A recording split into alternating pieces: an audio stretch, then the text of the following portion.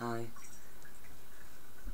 This video is to Muslim people, and I know that this crew here are not representative of all Muslim people, and that they are a minority who've been trained, funded and armed by the coalition of Zionists and so-called Christians who are immensely more powerful than these so-called ISIS Muslims, and who are now using these like a dog on a leash to terrorise all the peoples of the Middle East, strip them of power in the interest of establishing Islam, apparently.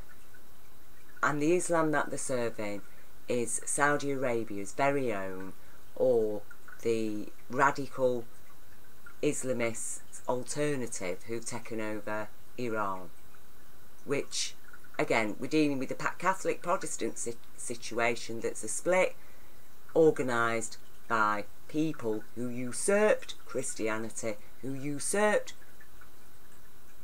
Islam, who usurped Judaism, and that's the first thing they always do, is create a split in the religion.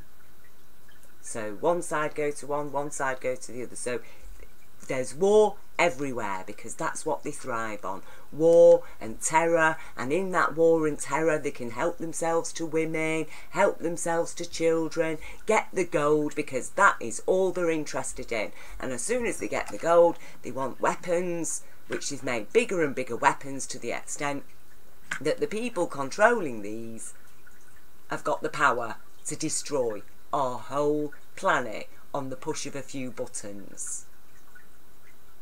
This is the level of madness that we're dealing with.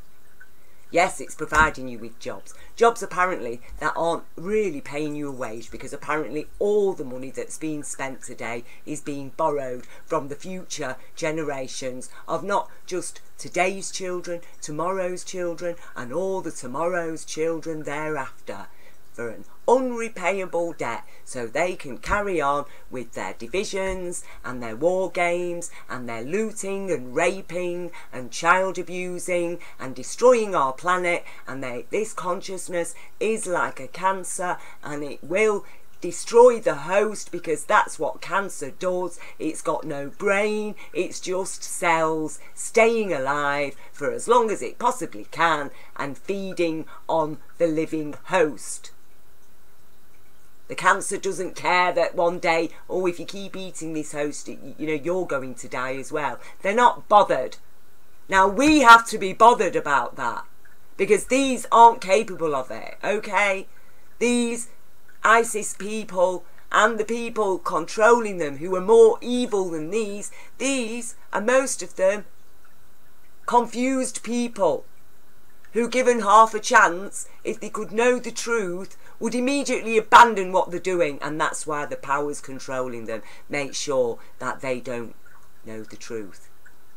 And the ones among them who simply are there because they want to get their hands on women and children and people's property and lands, well, they're not interested in the truth. They've got their objectives. And it's the people with objectives, they are the ones who are ignorant. And as I say, and this is why I'm making this video now, to explain a few things to you people of the world. As I kneel before you, I am kneeling, okay?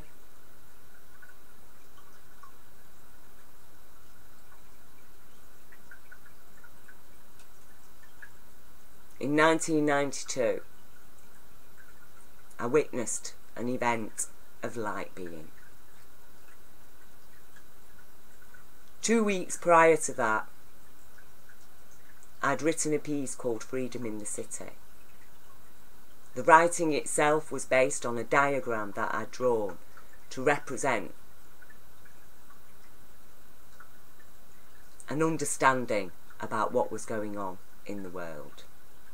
And it was about gender imbalance, the power imbalance, the fact that women haven't got any rights in most of this world. And I drew a diagram. And I decided to write a piece just for my own understanding about what that diagram explained. And at the end of it, I came to the sad conclusion that nothing was ever going to change, because people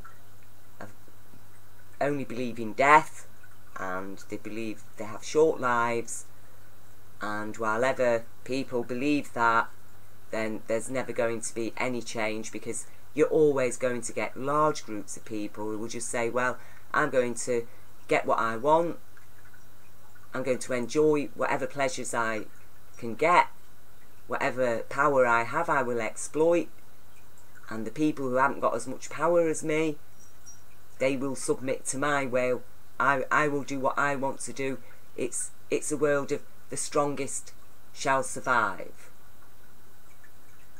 But being strong, you see, for a human being in the eyes of universal golden light intelligence is about having a brain, an intelligence. And true intelligence is compassionate because it thinks beyond its own self. It has the capability to think beyond its own needs. That's the whole point of having an intelligent consciousness on a planet, to look after the planet, to look after the life, and first and foremost, to look after each other. And one of the things that we need to look after each other is a law, a fair and just law.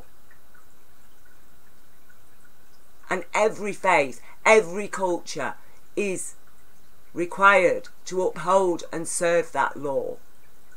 A universal law of abundance and compassion that upholds all our human rights, children's rights, animal rights, plant rights, earth rights. That's what the law is there for. Any faith or society that says that they cannot incorporate that law is a criminal society. They're the terrorist threat against our planet. It's as simple as that.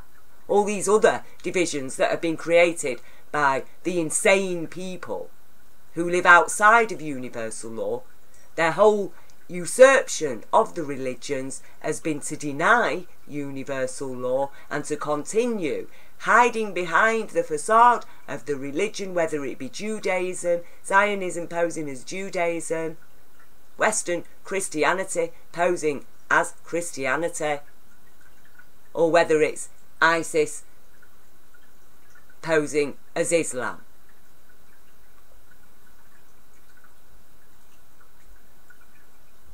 So, after I'd reached that sad conclusion, all of a sudden I had an epiphany. It's the only epiphany I've had in my life. I didn't even know what it was. It was later on when I discovered the word, what it meant, and I realised that yes, that is what I experienced then. And it was an understanding that universal intelligence would not create a consciousness, an intelligent understanding consciousness for itself, for that consciousness to live forever in fear of death.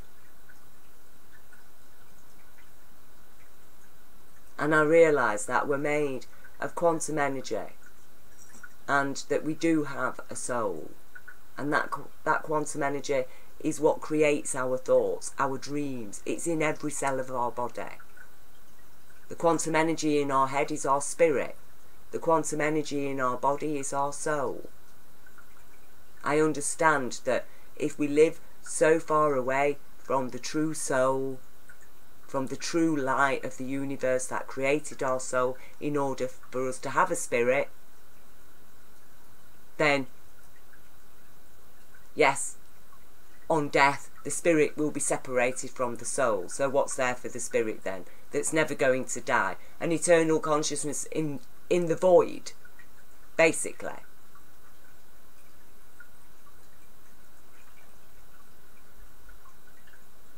Because that is not a creation of Jah. That's a creation of madness and lies. The soul is a creation of Jah. the human body is a host.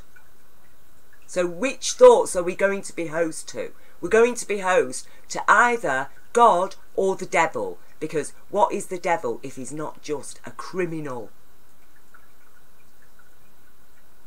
What does the devil do to Job the first chance, apparently, he gets? Robs him of everything.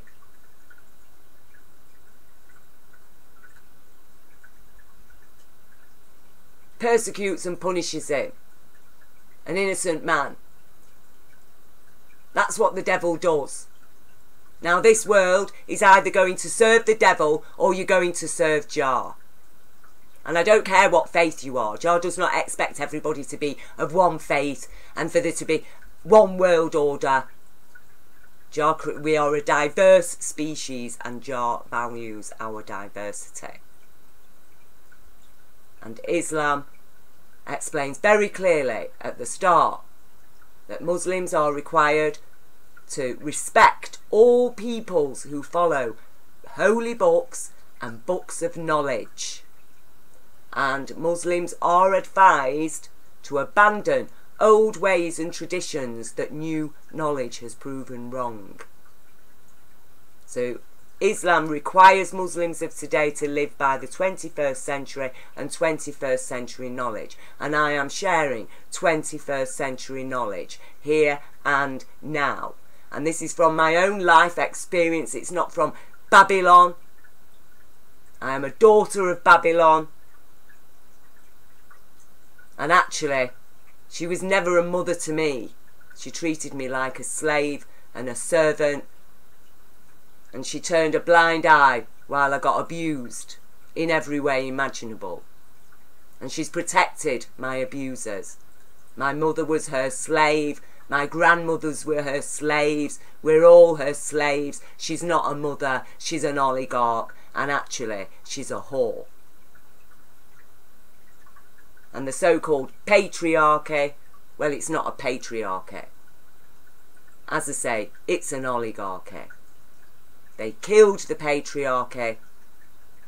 They supported the Saudi so-called elite, who again, I've asked, and ask now again, please repent, because it's the living repentant who shall find forgiveness. There is no forgiveness after death. Not anymore. Because the truth is known. And people who've lived outside it,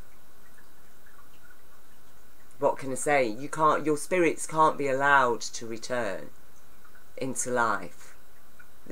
This planet cannot sustain this madness anymore. So the madness, the line has been drawn. The madness shall be banished. The lies shall be banished. No more can those spirits come through. So I am asking you, because you've got this last chance, because we are the last living line of defence between whether or not life on this planet survives and there's a future for the children, or whether or not there is no future because the planet will be destroyed and the universe will have to create another one, and still all the spirits that died with the planet will be gone forever. Which amounts to what? Eternal consciousness in the void.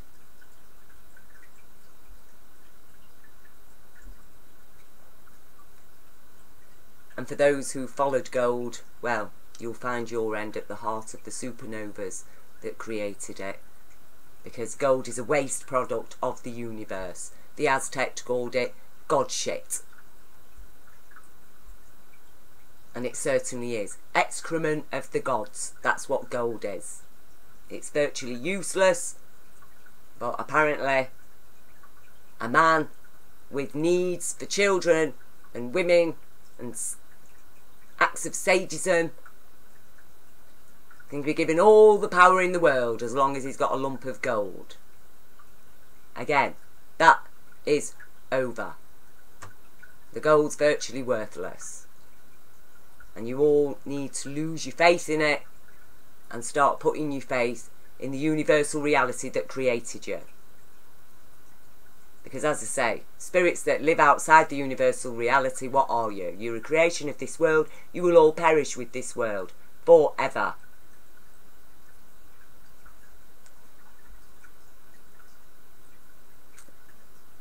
So, my understanding, my epiphany, that I knew in my bones that the universe, an intelligent universe capable of creating intelligent life and all the life of this planet, is not so stupid as to leave it to create itself in order for it to think, oh yeah, that's it, I'm going to die. No. So I knew once and for all that the existence of the soul is true, that God is real as a real intelligence, golden light intelligence, though at that moment I did not know it was golden light intelligence, but I knew for sure, 100%, I'd thought it all the way through, very perfectly, very clearly, and that makes sense. And that is what humans, that's what intelligence does. It makes sense out of reason, understanding, based on facts, evidence and knowledge. And intuitive knowledge.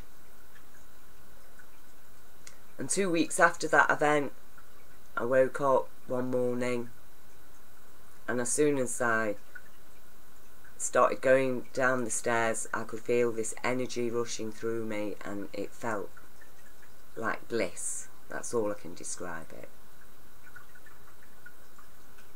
And after spending an hour, a couple of hours downstairs, an hour or so downstairs, wondering where this energy is coming from, why I'm experiencing it, wondering if it's got something to do with the fact that I'd just become vegetarian. I really couldn't understand what was happening. In the end, I went upstairs to lie on the bed, which I did for about an hour. It didn't pass, it just got stronger. I decided, rather than lying on the bed in a darkened room, I might as well go outside and walk in the beautiful April sunshine among the blossom trees in the local park with my dog. Rather than lying in bed, I might as well just enjoy this feeling of bliss, and hopefully it would pass, because it was very nice, but it's difficult to live with this feeling. It felt like it was intrusive, because there is no room for bliss and joy in this world. Nobody wanted to know about my epiphany, did they? So, as I got up off the bed, it was about midday by then. I glanced out of the window, and to my left, across the street, opposite, there was one white fluffy cloud hanging quite low in the sky above the old bakery that was at the end of the road. And out on the step, in full sunshine, sat my son's friend with his mum, sitting on their doorstep, because it was the Easter holidays. And it was unusual that I was alone in the house, because my son had gone away with his father. So I turned away from, as I looked, just before I turned away from the window, I noticed that the sun was shining from behind. I could see the sun shining through the single white fluffy cloud that was in an otherwise completely clear blue sky. And I left the window and got to the bedroom door, and then suddenly realised that at midday the sun shines from behind our house. That's why my son's friend and his mum was sat in full sunshine. And so I went back to have a look to see what this golden disc was shining from behind the white fluffy cloud. It was still there, and I studied it, and I decided it was a natural phenomenon. It was a reflected sunbeam. I'd never seen one before, so I was interested. I watched it, thinking, yeah, this is unusual. I've never seen a reflected sunbeam before. I've heard that such things can happen. Here I am witnessing a reflected sunbeam. And I was just about to turn away again when suddenly I noticed right at the centre of the reflected sunbeam were swirls, a very dark grey cloud moving around very fast. And that caught my attention. And again, I came to the conclusion it was a natural phenomenon. Something to do with the effects of the sun rays, heat on the cloud. As if you shine the sun through a magnifying glass, it will burn paper. So I watched this with interest, and again I was just about to turn away when suddenly a tiny hole appeared in the centre of the grey swirling cloud, and one ray of golden light shot out, and suddenly I knew that this wasn't a reflected sunbeam. Whatever it was that was shining from within that cloud was a real light source inside the cloud. So now I realised I'm witnessing a supernatural phenomenon. And I might remind everybody at this time I wasn't on any drugs or drinking alcohol.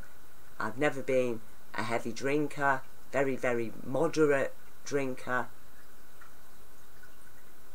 And I don't take any hard drugs, certainly wasn't on any drugs or anything at that moment, and especially not at 12 o'clock in the day anyway.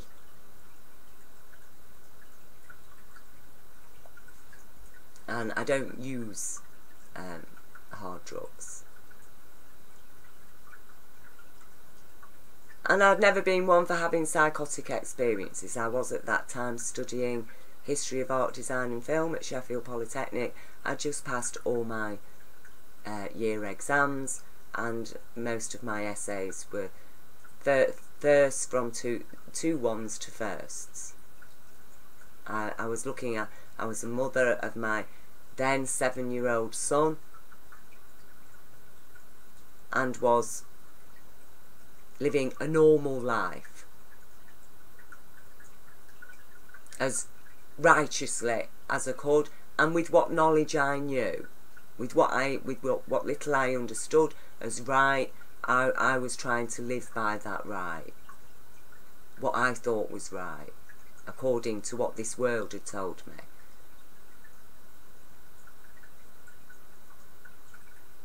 So, as I studied this, trying to understand where this ray of golden light was coming from, suddenly this tiny pierced hole in the cloud became a square, a perfect square. So I was looking at a white cloud with a round golden disc shining from inside it, and then there was a perfect square in that cloud, etched in grey cloud, with golden light shining out of it.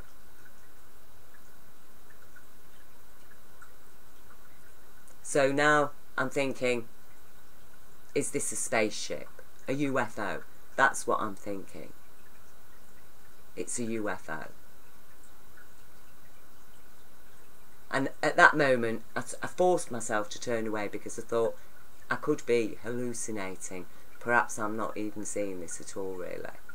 I could be completely hallucinating. I turned away, and when I looked back, the square was bigger. That's all that had happened. It was still there. Golden light shining out, square. Suddenly the square elongated to an upright rectangle. Now I really was expecting to see some form of spacecraft coming out of this rectangle. No, no, no. Instead, an arm at either side of the rectangle suddenly raised up, and at the same time ahead from the top of a rectangle, and I was looking at a human figure made entirely of golden light. Again, I turned away and started waving at my son's friend and his neighbour sitting opposite below, trying to get their attention. Instead, they both stood up, they didn't look up, they went back into the house. And before I looked back, I was saying to myself, when I look back, it will be gone. It just can't be real. I looked back, no, it was still there. Except by the time I looked back, I looked back in time just to see the last bits of grey cloud etching out the folds in a long robe. Facial features, shoulder length, wavy hair, all depicted in grey cloud against golden light. And I was astonished and delighted. I really was not expecting that at all. And I could still feel the energy flowing through me. And I remember I sat down on a chair, and I was at a desk in front of the window, and I watched as the head folded down, the head and arms folded down back into the upright rectangle.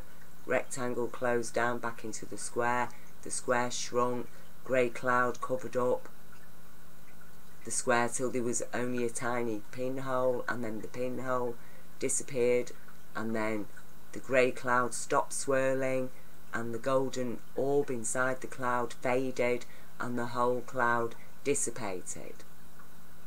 And the energy that was flowing through me did not subside or go away until later that evening. And when I tried to explain to people what happened to me, not in a religious way, in a factual way of like, wow, you know, this is a confirmation of what I had an epiphany about just 2 weeks ago, and now I've had the confirmation. And this changes everything, fundamentally. I got called mad, a liar, even my own son was persuaded to go and live with his dad because his mum's mad.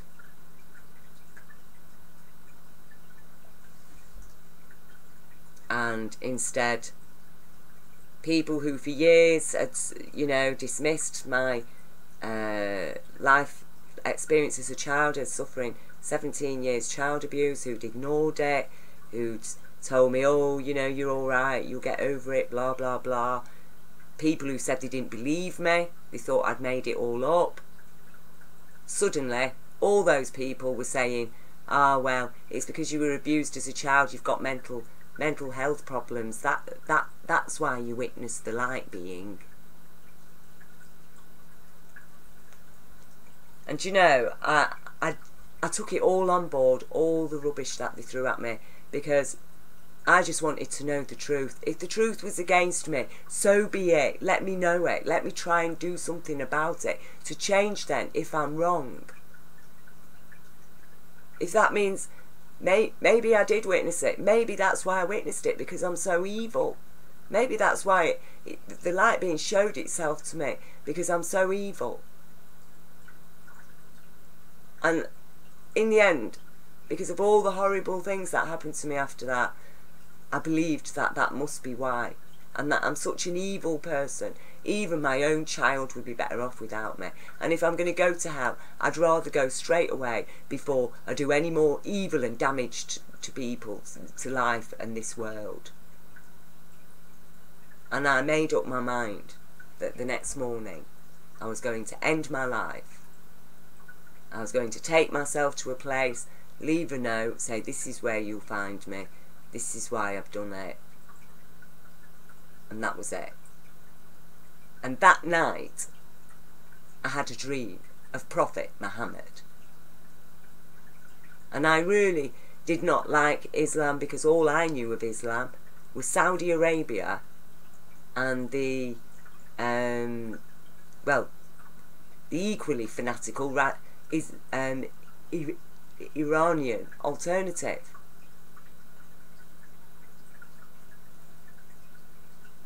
So, in my dream, I entered what looked like a church, and inside I was greeted by some very elderly men wearing turbans and pointy hats. They were pointy hats with a turban wrapped around the base. I was with my son, and my son sat on a rug and started praying, and he was saying all the different prayers of all the different religions, and I held up my hands to these elderly men, and I said, I don't know which religion he is, because he seems to be all the religions. And they just didn't speak to me. My son stayed praying where he was, and they guided me down to go walk down an aisle. And as I walked down the aisle, on one side of me were women and children. The women were all wearing black and white headscarves. They were all sat on the floor in a big wide open space. And to the left side of me, there were rows of men stood on steps in tiers, all wearing white and pointy hats with turbans. They seemed to be watching over the women and children, the way it was positioned. They were watching over the women and children. And at that far end, who I later discovered was Prophet Mohammed, was sat, it was no longer a church brick building. Suddenly it looked like it was part of a tent, a huge tent that was drawn open, and outside I could see the blue sky and desert sands.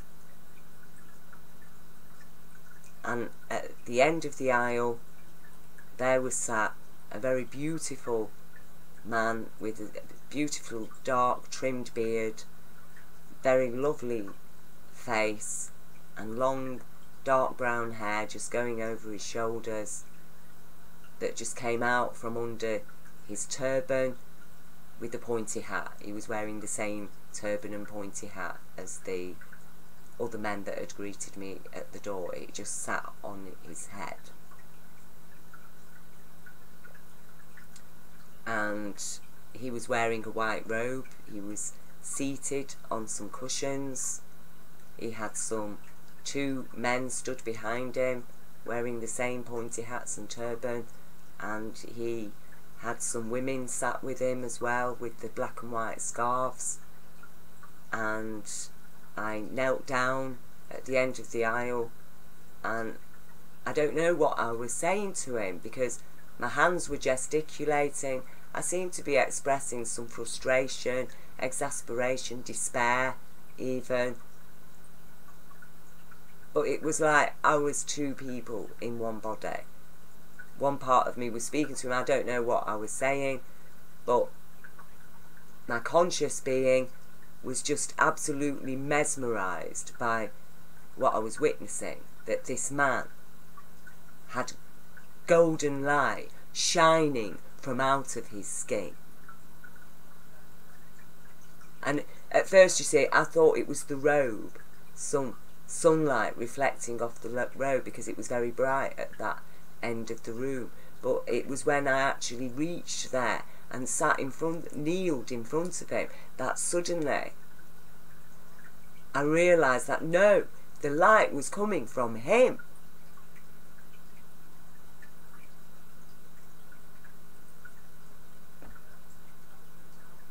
And suddenly I didn't know that, I still didn't know that it was Prophet Muhammad. And suddenly he stood up and came towards me, and I stood up as well to face him.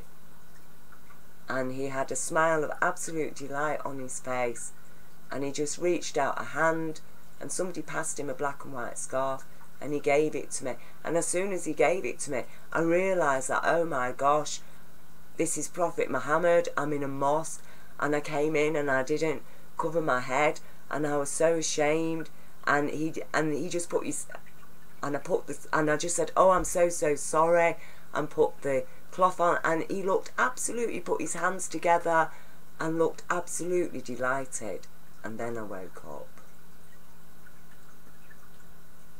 So it didn't seem like I should kill myself then, that morning. Why would I have a dream of Prophet Muhammad?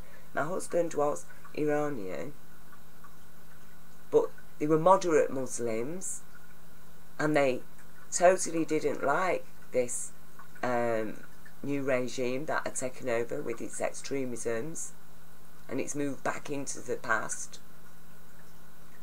that wasn't upholding 21st century knowledge.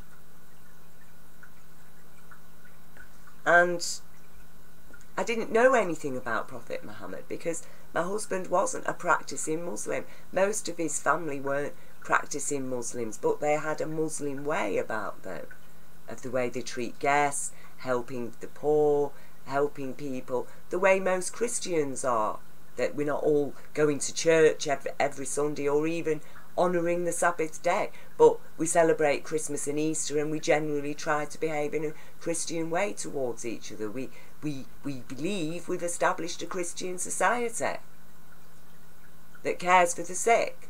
You know, that's the basic of it. That's what Muhammad did. God rest his soul. He made sure that people had water, that as many women were married within and had rights within a family home, that as many children as possible were born in a family home.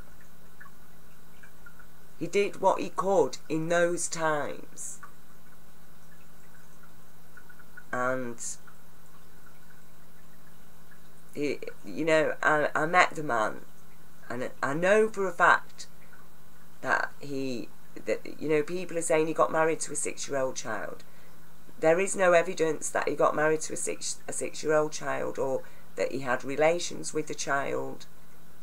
From what I understand of the teachings I learned, is that Prophet Muhammad was offered this child, and his wives begged him to accept because they were worried about that little girl.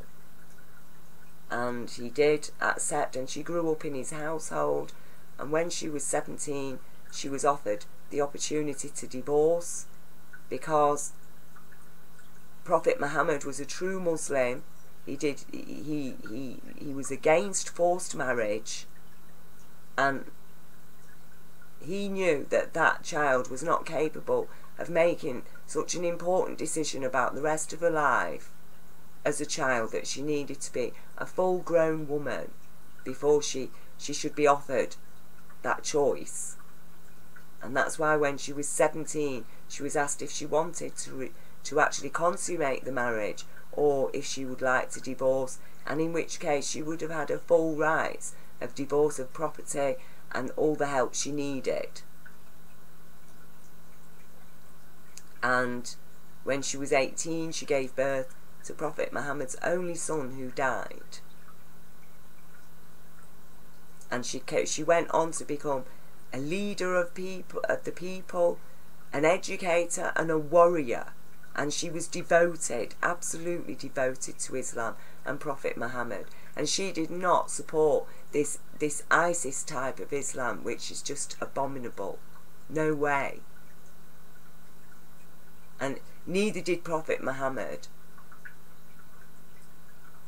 And when Prophet Muhammad was asked who he loved most, did he say Allah? No, he didn't. He said, my daughters. So this idea that ISIS, you know, this radical usurpation of Islam, can give itself rights to sexually abuse, rape children. No. No. You need to read the real law. Real. Understand what Islam is about. If you can read the first page, then that should put you a guide so you know that all the old antiquated stuff's gone out of the window. Because we're in the 21st century now. And even the Quran said itself, there is not one holy book or prophet of Allah that is not polluted by shaitan. That's what it says in the Quran. And it does not exclude itself.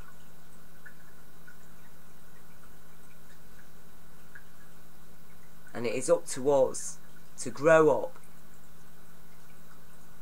and to understand that Jah word and that our knowledge and history, either we're going to learn from it or it will destroy us and the whole planet. And that's how it is.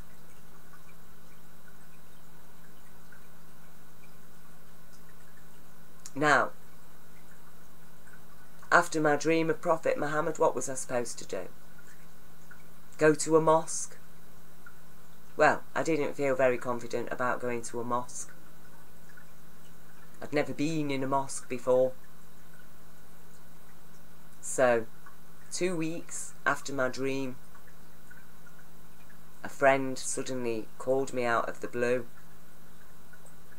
I was in a cafe and a friend suddenly shouted out to me. I'd not seen this friend for over a year. He knew nothing at all about my life being experience. He knew nothing at all about my dream. Nothing. And he called to me. Oh, Deborah, I really need to speak to you. It's so important. And I said, well, I can't talk to you right now. I was meeting my mum. I gave him my phone number. I said, give me a ring. I'll be home this evening. He rang me that night. He came over to see me and very nervously explained that he was praying in the early hours of the morning 2 weeks ago on the exact same night I'd had my dream, and he said suddenly he saw a vision of me. He said it was like I was standing in his room. And he said, it was you. And then I watched, you just faded away. And he said, I think Allah wants me to introduce you to Islam. Well, I can tell you now, it did shock me. And it was scary. It is scary. It's a scary thing to have to live with these experiences in a lot of ways. So I told him about my dream of Prophet Muhammad and about my light being experience, and that I felt that the dream of Prophet Muhammad was showing me that Prophet Muhammad was a true host of golden light being.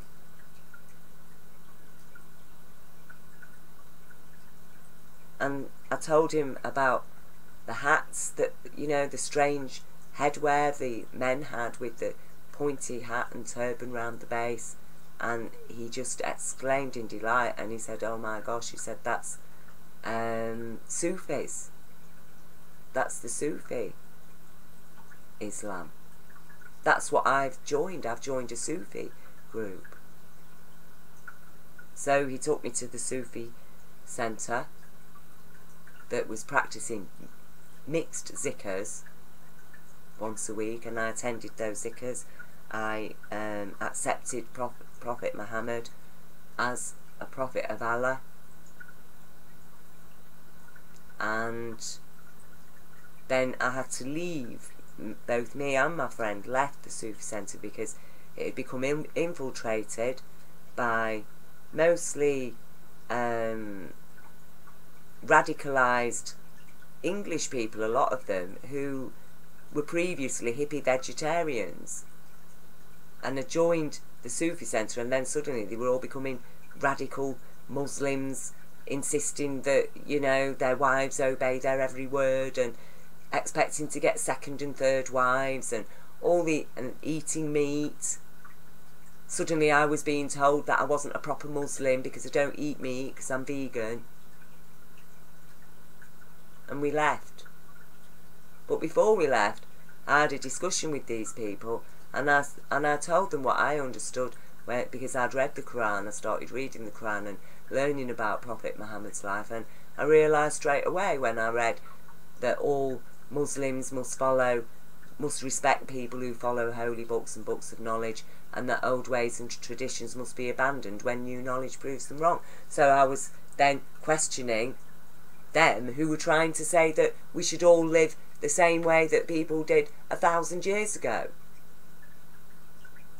And because I was having this debate, one person in the group spoke up and said, well, I know a man, my friend Ali, he knows, he believes what you're saying as well. That's the Islam they follow, 21st century Islam. And that's when I got to meet the people who were at that time supporting the Rajavis, who were hoping to establish this 21st century interpretation of Islam in Iran, and instead had been usurped and replaced with this radical interpretation, antiquated interpretation. And although the West again claims to have been against that, it was with Western interests and powers and money and weapons and media attention that they immediately established themselves, and Ayatollah Khomeini was ferried in from France into Iran with his armed and brutal revolutionary guard. And again, to the Islamists of Iran, the radical Muslims now who think that they can carry on living in the past and not getting it up to date with new knowledge and not incorporating universal law of abundance and compassion, well, you either find forgiveness in this life, repent and find forgiveness in your repentance, and by changing and by embracing the truth and the true law, or, as I say, expect the void. It's not a threat. It's just what happens. If you put your hand in a fire, it will get burnt. There's no precaution that you can take to save your spirit from being eternally disconnected from your soul.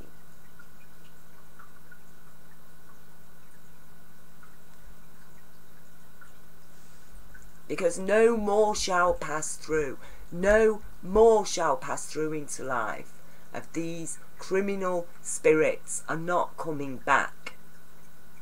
The line, the divide has been drawn. The knowledge is known fully, fully, fully.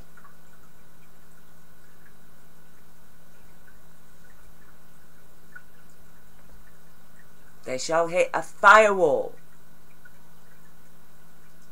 And only the genuinely innocent, the good-hearted, the compassionate, the repent, the true people who've repented in their life shall pass through that fire unscathed. And that's how it is. So, you might think I'm criticising. No, it's a warning. If you go to your doctor and they say to you, look, if you keep eating these poisonous sweets, one day you're going to die. Is that an evil doctor? No. It's a doctor trying to save your life by telling you the truth. And I'm attempting to save humanity's souls and the future, the child. Because I believe that child has a right.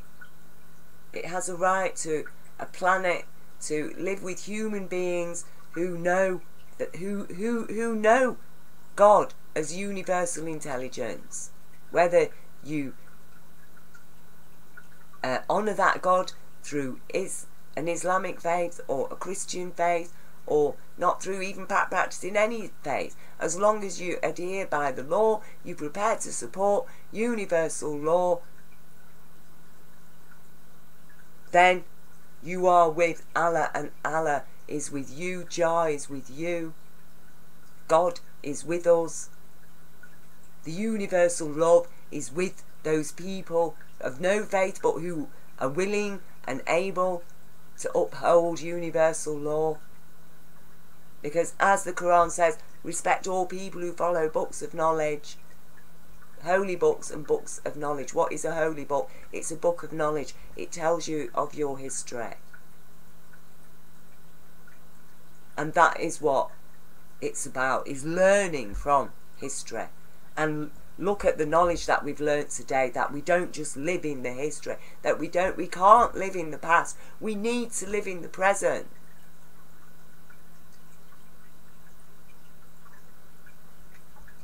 But we're living in the past, a past that is eating up the children's future. The whole planet, every country is burdened with an unrepayable debt. Every corporation owes an unrepayable debt. The whole money system is based on the interest created out of an unrepayable debt. Austerity forever. That is not why the universe created us. Abundance. The universe is abundant. Planet Earth is filled with an abundance of life and what's happening to it. And we are on the brink. And as I say, humanity, you do need to wake up. And you need to wake up fast. And if you don't, well, I have warned you. I've warned you. I've given you the prescription, which is to stand up for your rights, establish your rights, start cleaning up the planet, start accepting the truth of what's happening. Climate change will happen very rapidly and suddenly. The meat and dairy industry do need to be virtually decimated because it is contributing to rapid warming of our planet, the methane. Far, far, far more than what CO2 could do. And it's increasing. We've got 8 billion people on this planet on largely a meat and dairy diet. And it is having an impact, a huge impact.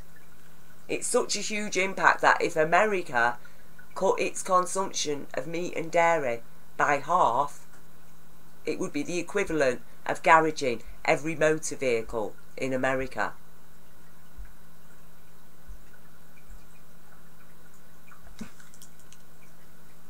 And it's not just that, it's the terror and fear, what you're doing to animals. It's not doing any good to the consciousness of our planet. The way that animals are farmed is absolutely despicable. It really is. There's just no compassion there whatsoever. And even Prophet Mohammed, you know, only ate meat once a month, and he tried his best that if people were going to kill animals, to do it as humanely as possible. They had to be fed and watered and very calm and have prayers said round them and be very calm very quickly, before they even know what's happening, the throat is cut. So basically, Prophet Muhammad forbids hunting animals. Because you're not allowed to kill an animal unless you make sure it's fed and watered and it's very calm. And it has to be quick.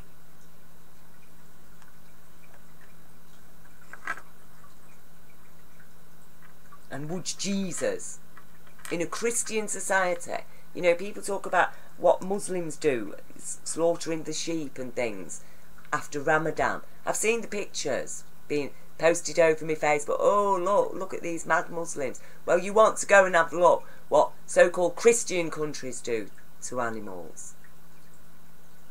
With their factory farming and the disgusting things that they're doing.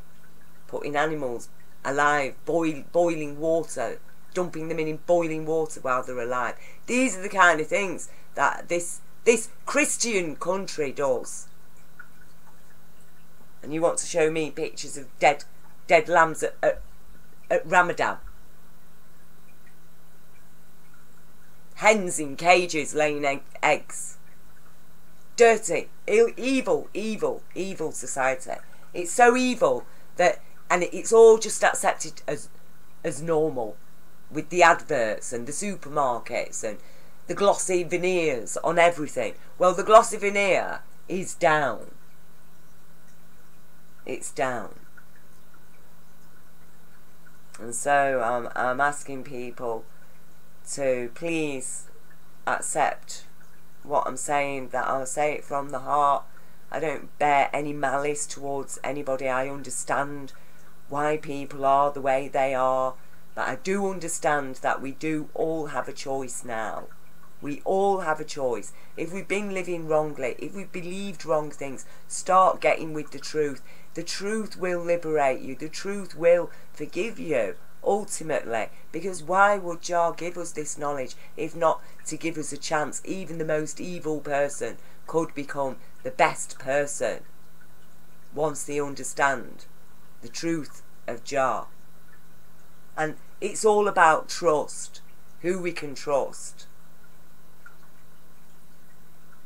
That's what it's about. People who've owned up have said, yeah, I did these terrible things, and they're repentant, truly remorseful, that they try to make amends, that they're prepared to give some compensation, to do whatever they can. You know, the forgiveness is there. Why do you think the forgiveness is there?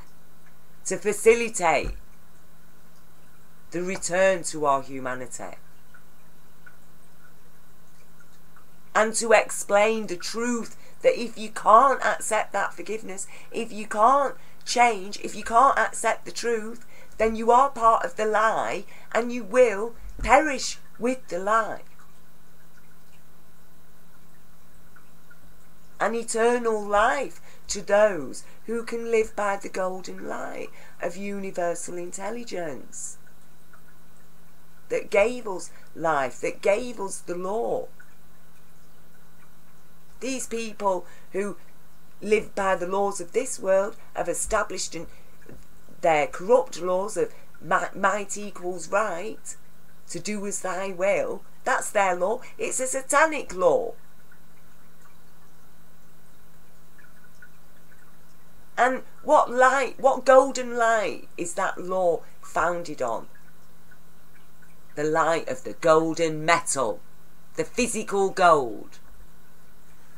But true Jah law is founded on the golden light of universal intelligence that understands that that physical gold is basically a waste product.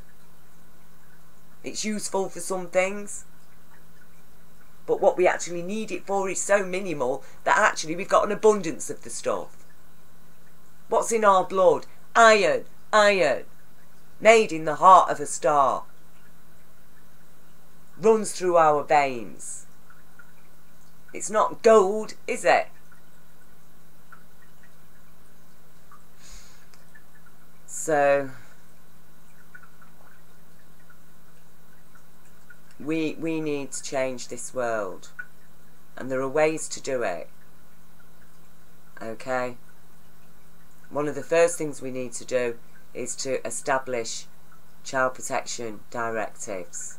The EU child protection directives, which I've shared in every video. They're here. Every country needs to establish these. We need to end all forms of child abuse in every nation.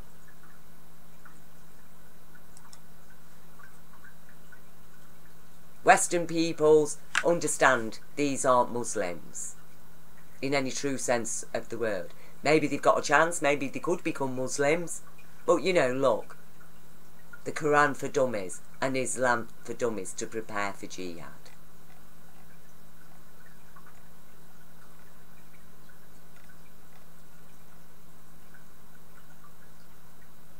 And you know, all you can do is feel sorry for these people that have been caught up into this. and hope that they themselves can see through the facades and understand every man now must attend to his own soul. And the righteous need to stand up for our human rights, because Britain's about to scrap them, and I tell you now, once Britain's done it, every other country will follow suit, and that is the end. You know, what's the future for humanity? Robots, possibly, if the planet manages to survive. So it's up to you, humanity. You've got your choice. You make it today, because certainly the children of tomorrow are going to have no chance, and that's how it is. So, sending love and God bless to all.